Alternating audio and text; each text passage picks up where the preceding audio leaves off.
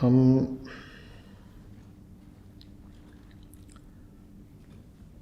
खोए खोए पैदा होते हैं, लेकिन अपने आसपास सब अपने ही जैसे खोए हुओं को देखकर विश्वास हो जाता है कि हम जानते हैं, समझते हैं, जगे हुए हैं।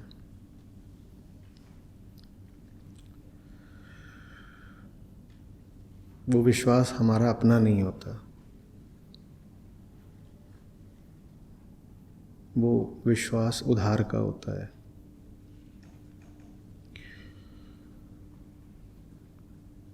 वो विश्वास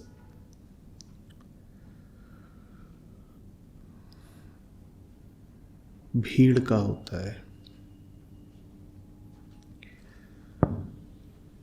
बहुत सारे काम जो हमको सही, सहज, साधारण या सम्यक लगते हैं,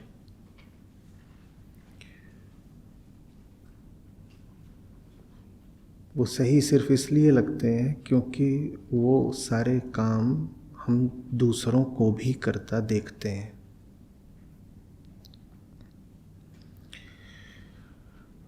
दूसरों को भी करता देखते हैं तो हम में एक आत्मविश्वास आ जाता है कि हम ठीक हैं, सभी ऐसा कर रहे हैं तो हम ठीक हैं। एक क्षण को विचार कीजिए कि आप अपनी ज़िंदगी में जिन कामों को बिल्कुल सही, सहज, सामान्य, नॉर्मल मानकर चले हैं, वो काम अगर आपके अलावा कोई और न कर रहा होता तो भी क्या आप वो सब काम सामान्य होकर कर पाते?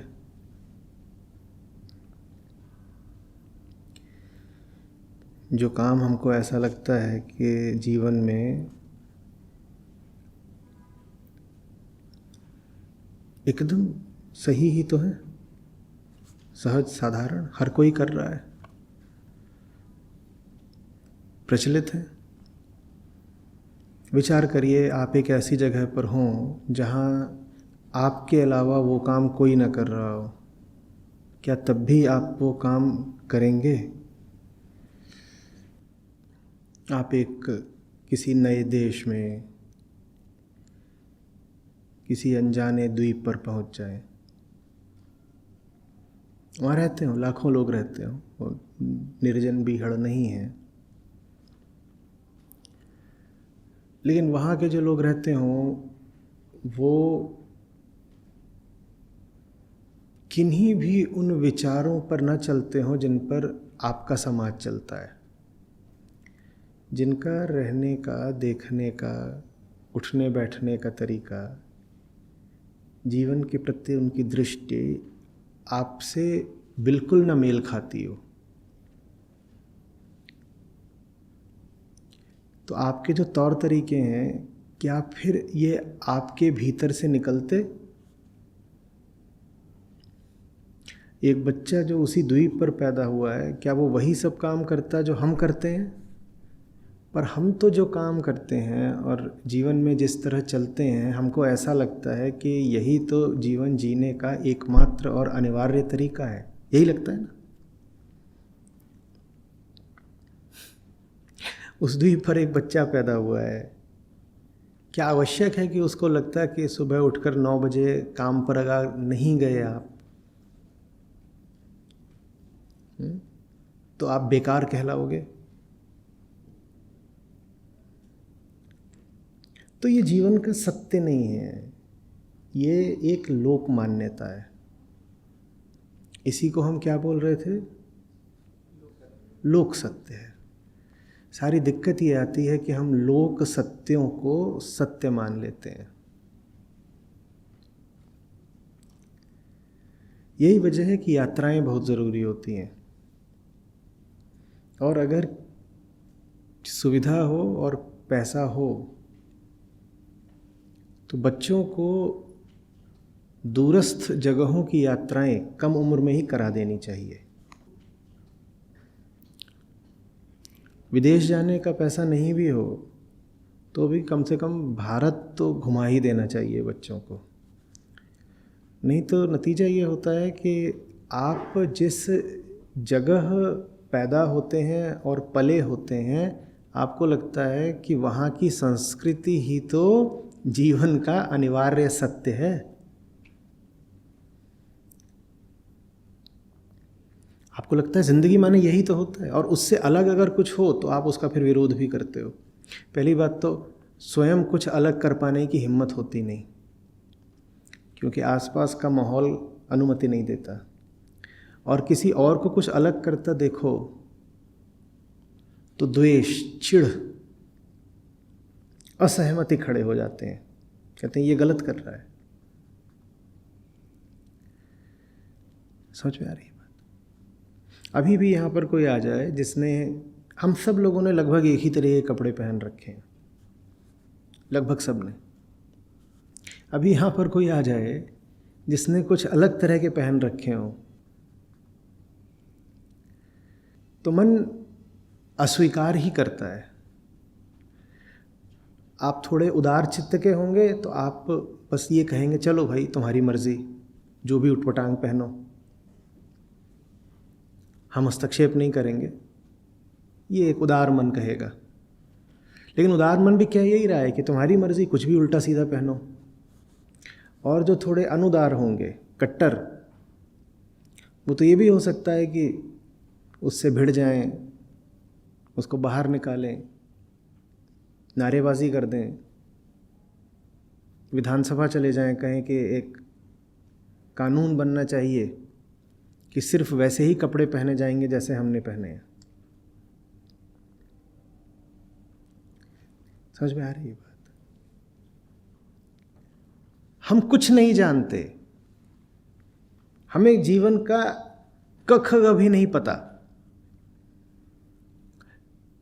लेकिन जो कुछ हमने उधार में ले लिया है हम उस पर पक्का भरोसा रख के चलते हैं। हम कहते हैं हमें सब कुछ पता है। आप आम आदमी का आत्मविश्वास देखिए,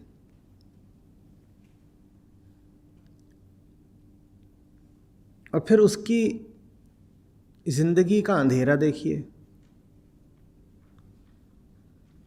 और आपको समझ में नहीं आएगा कि इतने अज्ञान के साथ इतना आत्मविश्वास चल कैसे लेता है।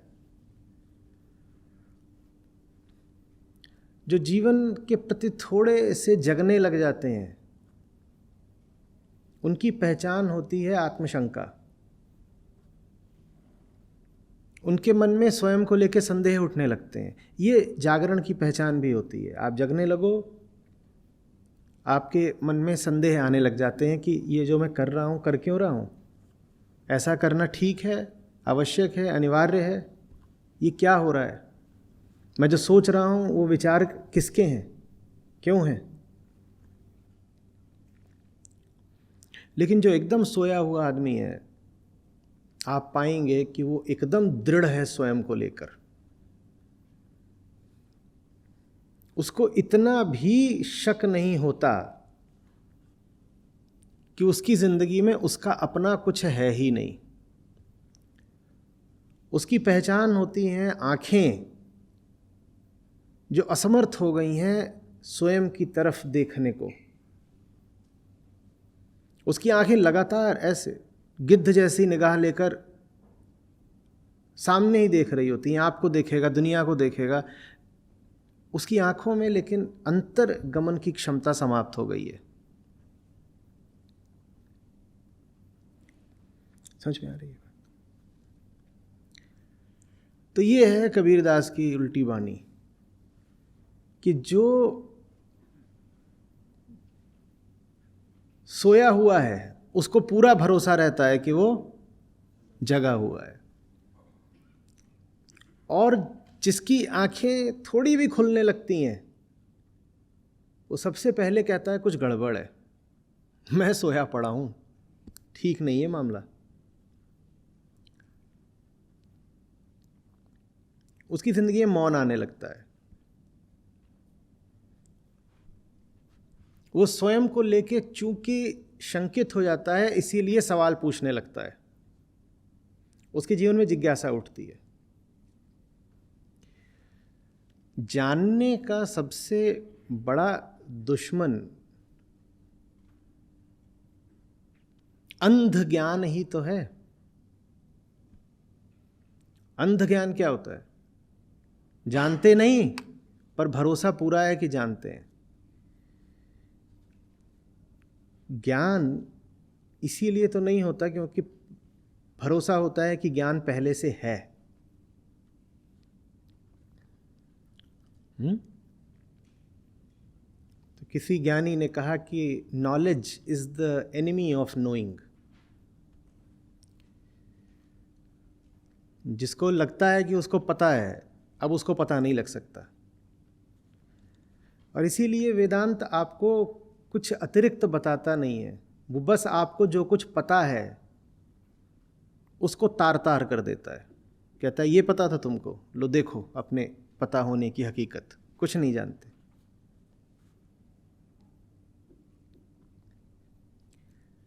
समझ में आ रही है बात?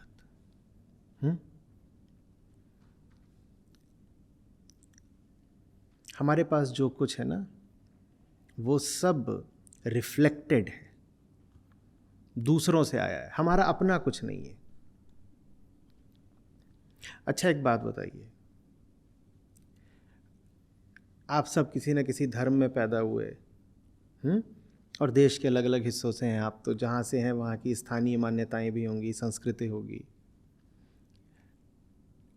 आपको ये सब ना बताया गया होता कि धर्म क्या होता है, संस्कृति क्या होती है, तो आप आज जैसे जी रहे हैं ऐसे ही जी रहे होते। आपकी ज़िंदगी में आज जो कुछ भी है वैसा ज़रा भी होता क्या? बताइए तो आपके पास जो कुछ है वो आपका है क्या?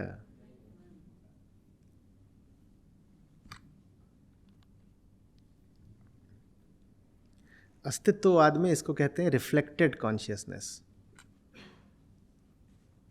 ये जो रिफ्लेक्टेड कॉन्शियसनेस होती है यही ज़िंदगी का नर्क होती है।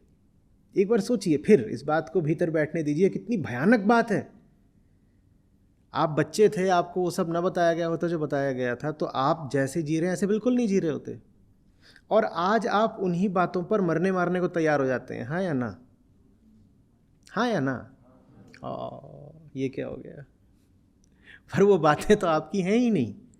हमारी तो वही बात होती है जो हमसे उठे, और हमारा नाम है आत्मा। आत्मा का मतलब है शुद्ध बोध, जो नितांत निजी होता है। हमारा अपना बोध क्या है? हमारा धर्म अपना है। आप जिस भी धर्म पर चलते हैं वो क्या आपका अपना है? आपका अपना नहीं है तो धर्म कैसे हो गया? कृष्ण तो अर्जुन को बोल गए थे, स्वधर्मे निधनम श्रेयः। अपने ही धर्म पर चलो चाहे उससे मृत्यु आ जाए। हमारे पास स्वधर्म है क्या? हमारा तो धर्म परधर्म है, उदारी का धर्म है। भरोसा हमें पूरा है। यहाँ महिलाएं बैठी हुई हैं। आप एक बच्चे की तरह पैदा हुई थी, लड़की नहीं पैदा हुई थी, बच्चा पैदा हुई थी। आपको लड़की बनाया नहीं गया होता, आपको महिला बनाया नहीं गया होता, तो आप वैसे ही सोचती, वैसे ही खाती पीती, वैसे ही चलती जैसे आप अभी चल रही हैं। तो आप के मन में, आपकी धारणाओं में, आपके बोलचाल में, लहजे में, आपके निर्णयों में आपका क्या है?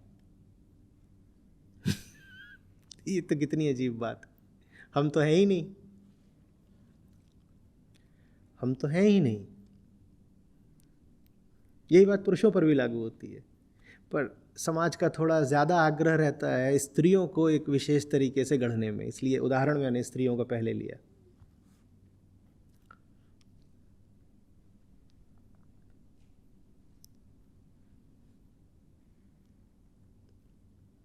हरी बात समझो, हम हैं नहीं और हम कहते हैं कि हम हैं। हमें कुछ पता नहीं, पर हम बहुत जोर से नारा लगाते हैं कि हमें पता है।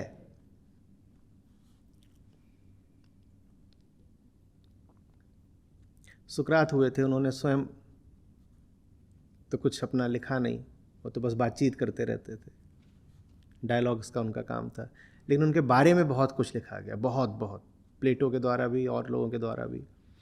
और उनकी जो एक चीज़ है जो अमर हो गई है कि मैं इतना ही जानता हूँ, मैं कुछ नहीं जानता, इतना ही जानता हूँ, मैं कुछ नहीं जानता। कबीर साहब बोल गए, जे जानत ते कहत नहीं, कहत ते जानत नाई।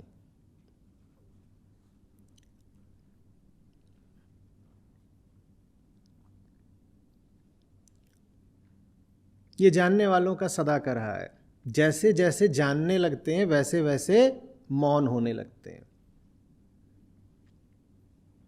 और वो मौन कोई दुख का नहीं होता, बड़े रस का होता है। गूंगे केरी सरकरा, गूंगे हो जाते हैं, कुछ बोला नहीं जाता, मौन हो जाते हैं।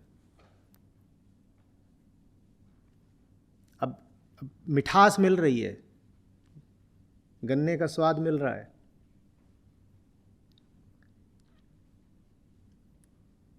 लेकिन व्यक्त नहीं हो सकता।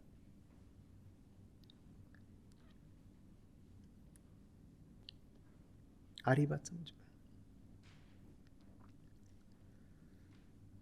अज्ञानी की बड़ी पहचान होती है ज्ञानी होने का उसका आग्रह,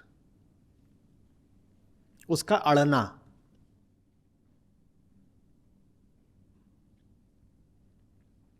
और जमीनी भाषा में कहें तो उसकी कट्टरता।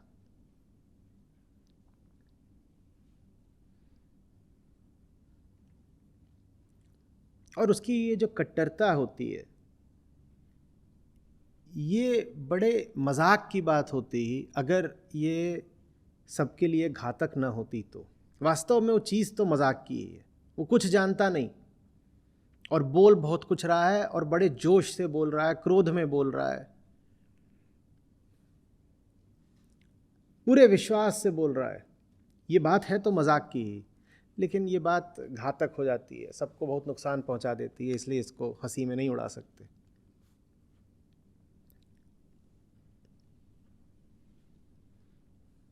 समझ रहे?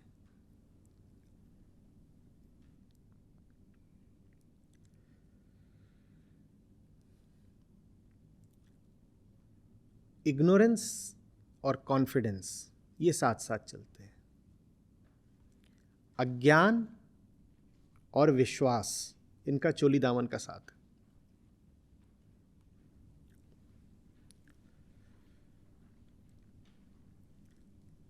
ज्ञान के साथ चलती है जिज्ञासा, ज्ञान के साथ चलता है संदेह। विशेषकर भारत को इस समय विश्वास की नहीं, विचार की जरूरत है। विश्वास के नाम पर हम बस अंधविश्वासी हो गए हैं।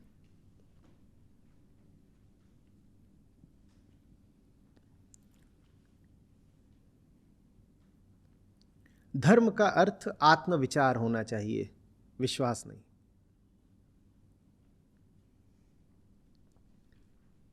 श्रद्धा का अर्थ ही यही होना चाहिए कि जिज्ञासा करना शुभ है, धारणाओं का टूटना शुभ है, ये जिज्ञासा की परिभाषा।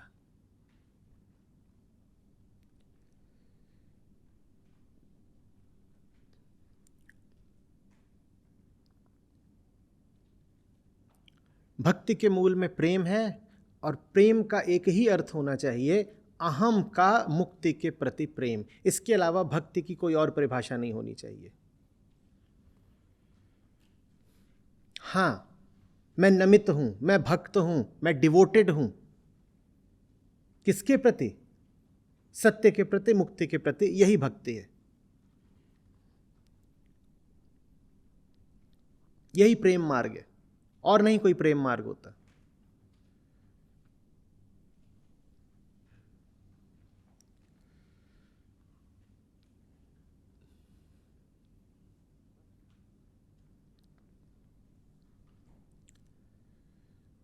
समझ में आ रही बात कुछ? फिर पूछिएगा अपने आप से, आपको बताया नहीं गया होता तो आपको क्या पता होता? बहुत सीधा सवाल है ना, कुछ इसमें बहुत जटिल आध्यात्मिक जैसा तो नहीं लग रहा। और मैं यहाँ पर भूगोल की, इतिहास की, विज्ञान की, गणित की नहीं बात कर रहा। मैं नहीं कह रहा कि आपको नहीं बताया जाए कि फ्रेंच और जर्मन भाषा क्या हैं तो भी आपको अपने आप उनका व्याकरण पता चल जाए आत्मबोध से, नहीं, वो बात नहीं कर रहे हम। बहुत सारा ज्ञान तो ऐसा होता है जो दूसरे देंगे तो ही मिलेगा। गणित आपको अगर खुद ही सीखनी पड़े तो बड़ी दिक्कत हो जाएगी, 2-4 हज़ार साल लग जाएंगे।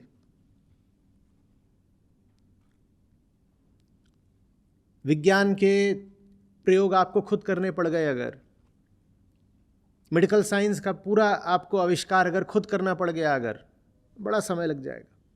तो हम उन सब बातों की बात नहीं कर रहे, वो तो दूसरों से ही आनी है, ठीक है, बहुत अच्छी बात है। हम जीवन की बात कर रहे हैं।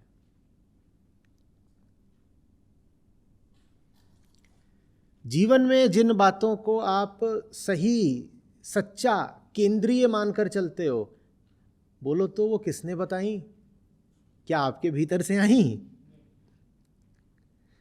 तो फिर उनमें इतना विश्वास कैसे भाई? कैसे पता कि ऐसा तो होता ही है? कैसे पता ये तो करना ही होता है? कैसे पता? भारत में धर्म आता है दर्शन से, और दर्शन में जो पहली चीज होती है उसको बोलते हैं प्रमाण, एपिस्टेमोलॉजी। दर्शन पहली चीज पूछता है कि तुम्हें जो भी कुछ पता है उसका प्रमाण क्या है। वही मैं पूछ रहा हूं आपसे, कैसे पता? तो धर्म की शुरुआत में ही पहला प्रश्न यही होता है, एपिस्टेमोलॉजी, कैसे पता? आप बोलते हो आपको पता है, धर्म अगर सच्चा है तो आपसे पूछेगा कैसे पता है, प्रमाण बताओ ना, प्रमाण क्या है? आप कहोगे परंपरा प्रमाण है। धर्म कहता है परंपरा प्रमाण।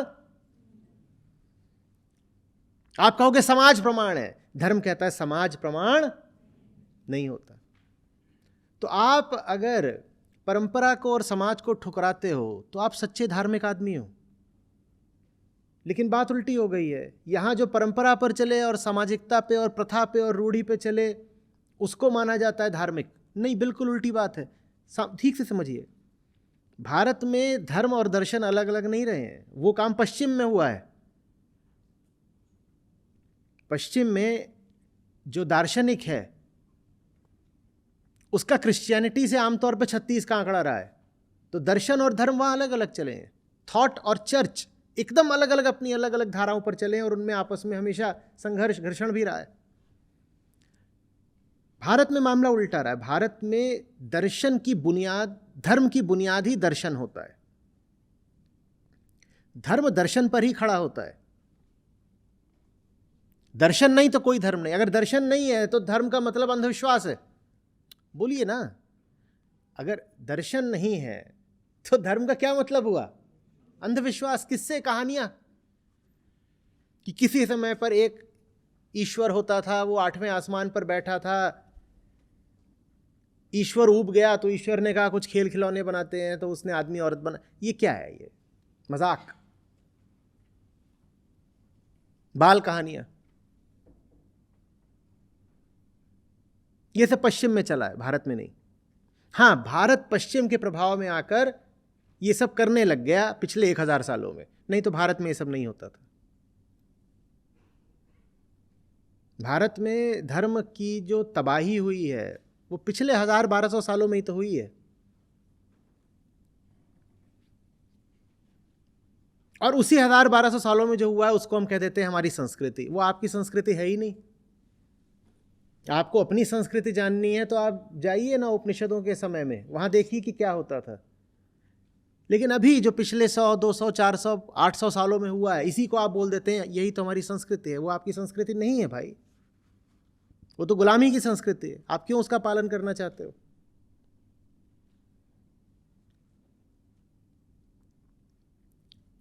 कैसे पता? नहीं, ये पूछिए ही मत कैसे पता। हमारी परंपरा इसलिए ठीक है।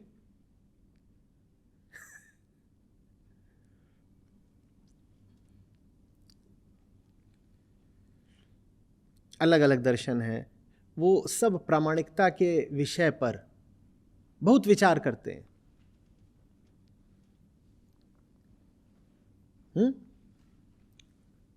कहीं अनुभव प्रमाण की बात होती है, कहीं अनुमान प्रमाण की बात होती है। एक प्रमाण जो सब मानते हैं वो है श्रुति प्रमाण। श्रुति प्रमाण का अर्थ होता है बात ठीक है अगर उपनिषदों से मेल खाती है तो, बात ठीक है अगर उपनिषदों से मेल खाती है तो।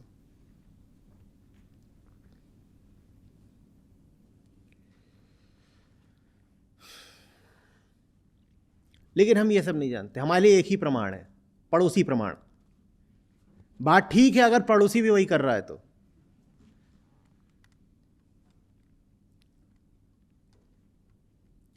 षड दर्शन में कहीं कहीं तो प्रत्यक्ष प्रमाण को भी अस्वीकार कर दिया गया है कि कोई चीज दिख रही है इसलिए सच नहीं हो जाती।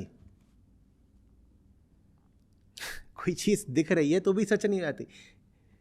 जिस देश में प्रत्यक्ष प्रमाण को भी ठुकराने की हिम्मत दिखाई गई, वहां हम पड़ोसी प्रमाण और परंपरा प्रमाण पर चलते हैं।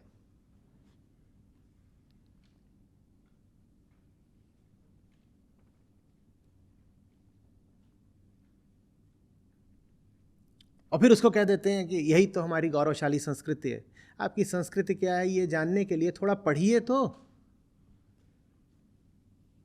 अपनी पुस्तकें, अपने ही ग्रंथ आपने पढ़े नहीं है, लेकिन आत्मविश्वास आपको पूरा है।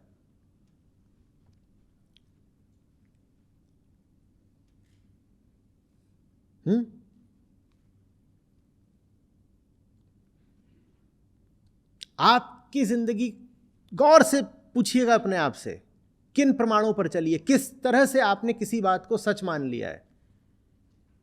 कोई बात आपने मान ली सच है, कैसे पता सच है? चाचा प्रमाण, फूफा प्रमाण, बॉलीवुड प्रमाण। पिक्चर में दिखाई गई तो ठीक ही होगी ना। क्या आधे से ज्यादा काम हमारी जिंदगी के वही नहीं होते जो फिल्मों में होते हैं? तो वही प्रमाण है, वहां है तो ठीक होगा। फूफी ने बताया तो ठीक होगा।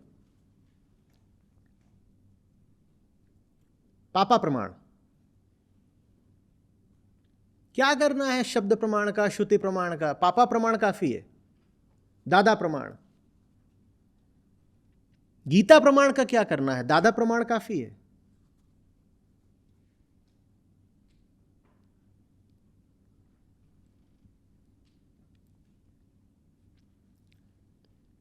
एक तो ये कि कहीं से भी कुछ भी उठा करके उस पर जी रहे हो, और दूसरा ये कि शक भी नहीं होता।